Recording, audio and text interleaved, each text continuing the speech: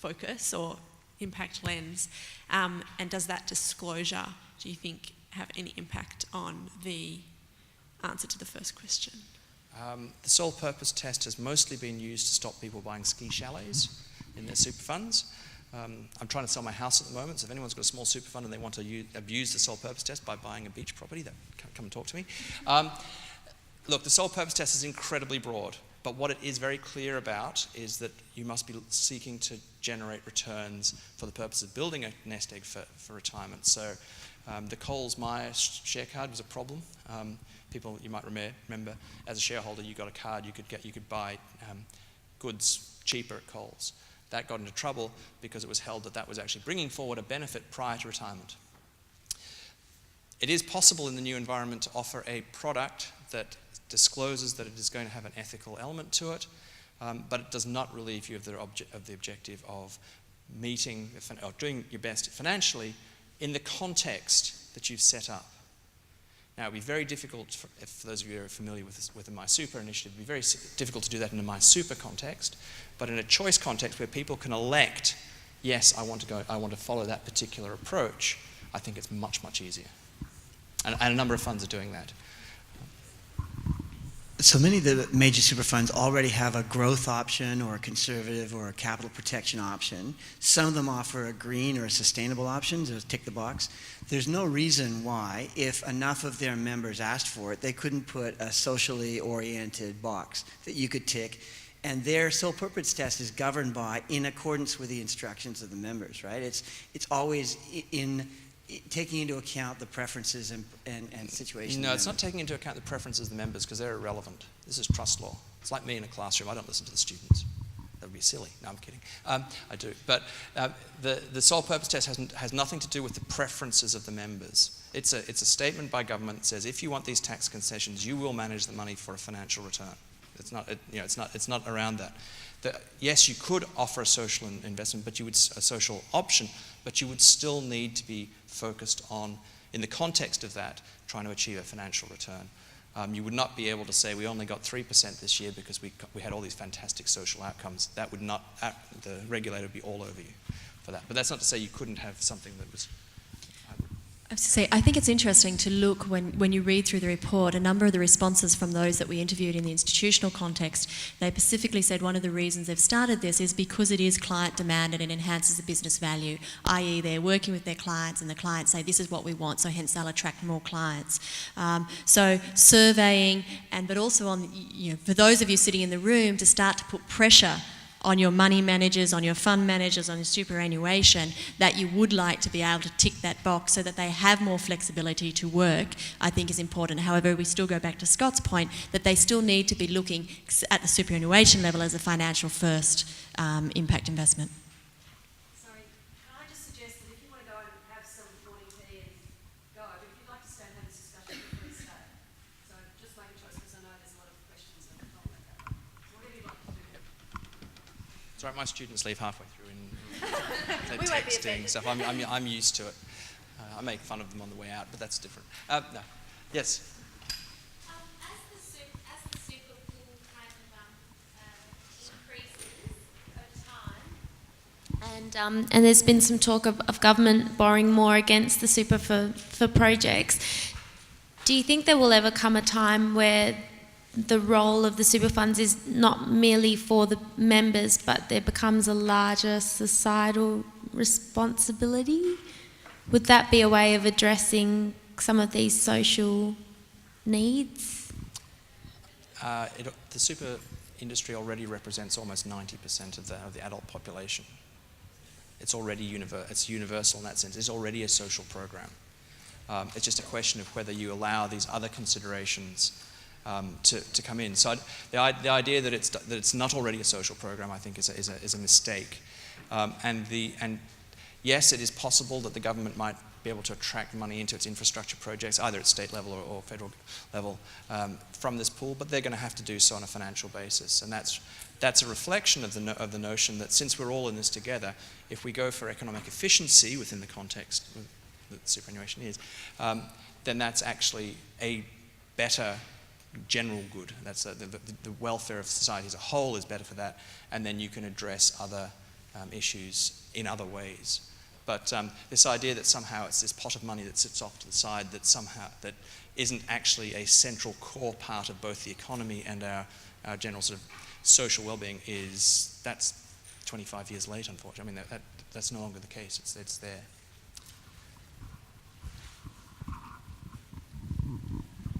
So I was just wondering, to what extent does the financial interest first rule apply as a blanket rule for all super funds, and to what extent is it for monies that are already in super schemes already?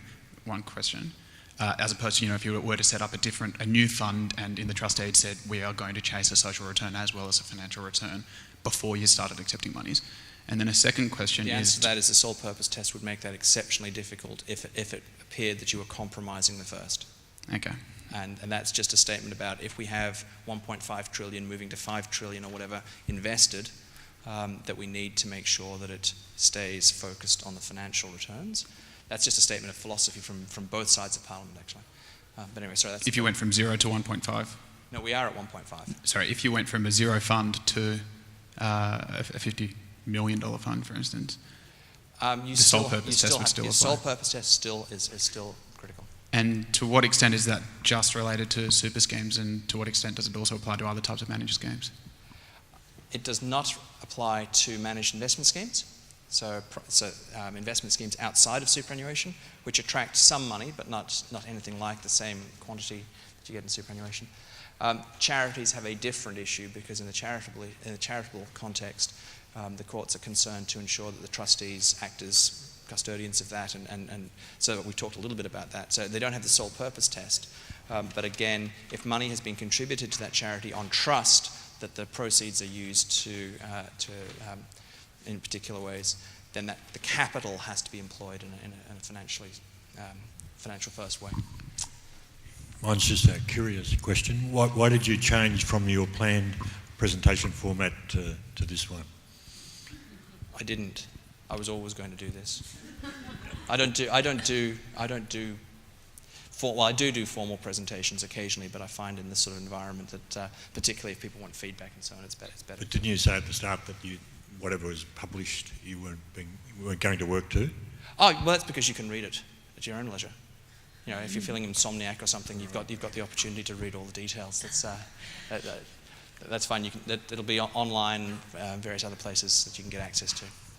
Well, Christian Super have managed to make inroads into investing in social impact investments. Yes. They talk about one of the benefits is that the impact investments are uncorrelated, and so they can have a more diversified portfolio. Can you just talk to that? Yep, I can. I know Peter Murphy and his team reasonably well, and they've done a tremendous job of identifying, on a financial first basis, a range of projects that they can bring into their portfolio. So that's the key thing, the fact that they put it as financial first. Yes, that's a requirement that they have, that it be that.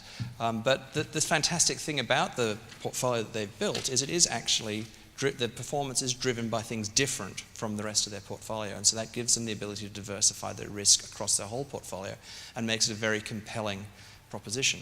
Now, they have, at last count, $700 and some million to invest. So they're approximately 10% of the average size. So that helps them a little bit. And they've also got a specialty in this area.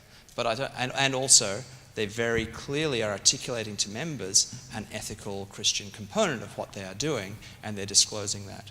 I think they're a very good example in this space of what is possible, but they've really put a lot of effort into getting there. Vic Super did a very similar thing in respect of environmental concerns, but again, they committed wholeheartedly to it. It's not something you can just do and kind of sign up to, because that...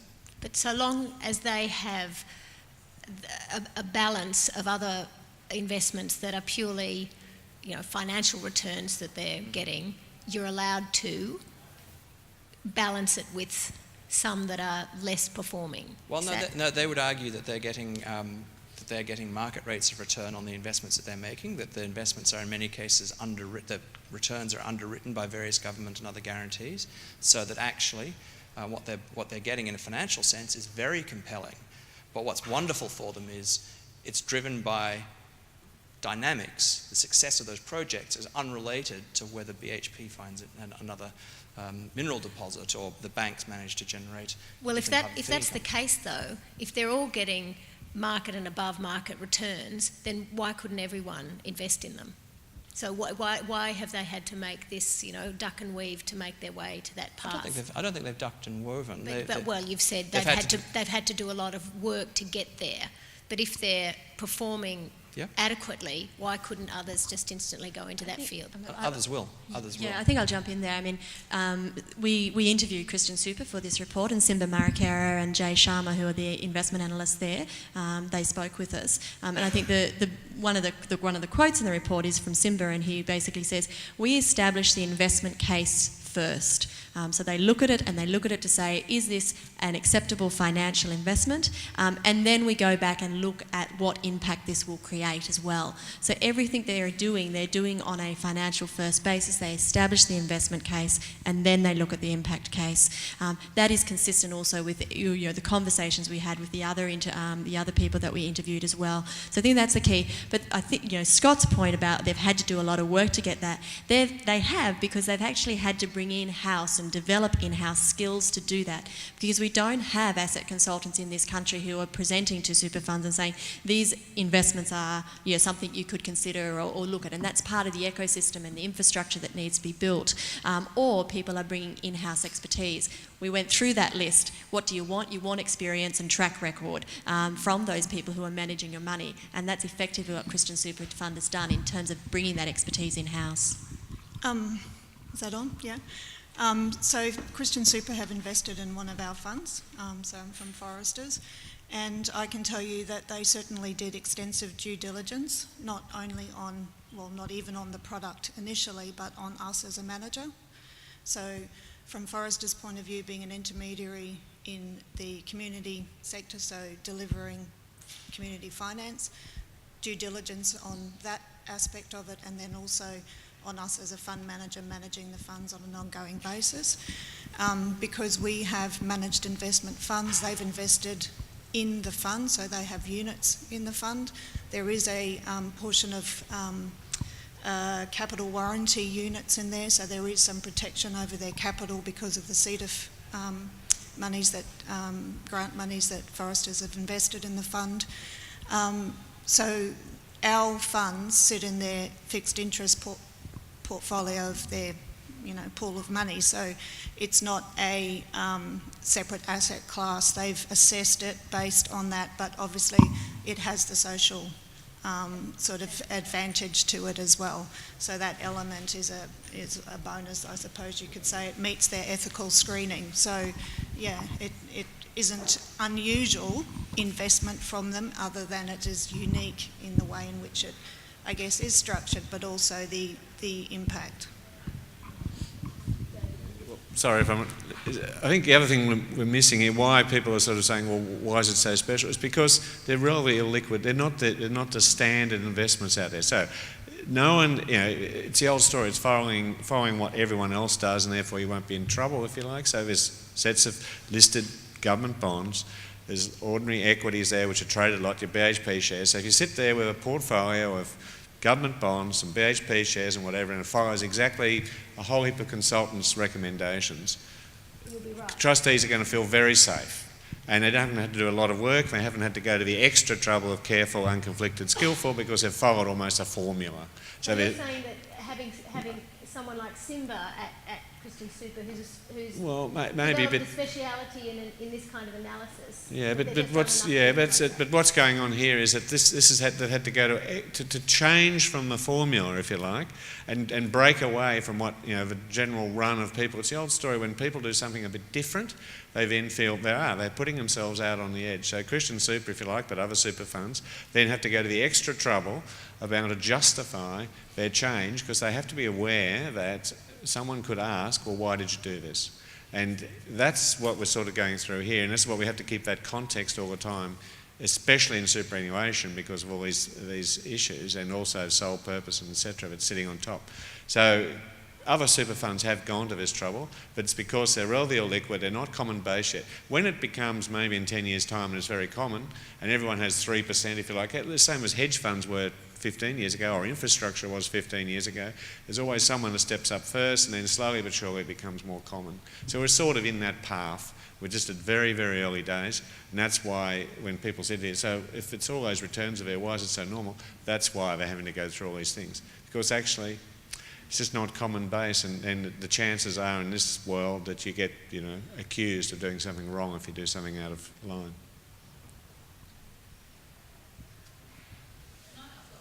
We might just have one last question, and then probably caffeine deficit for people.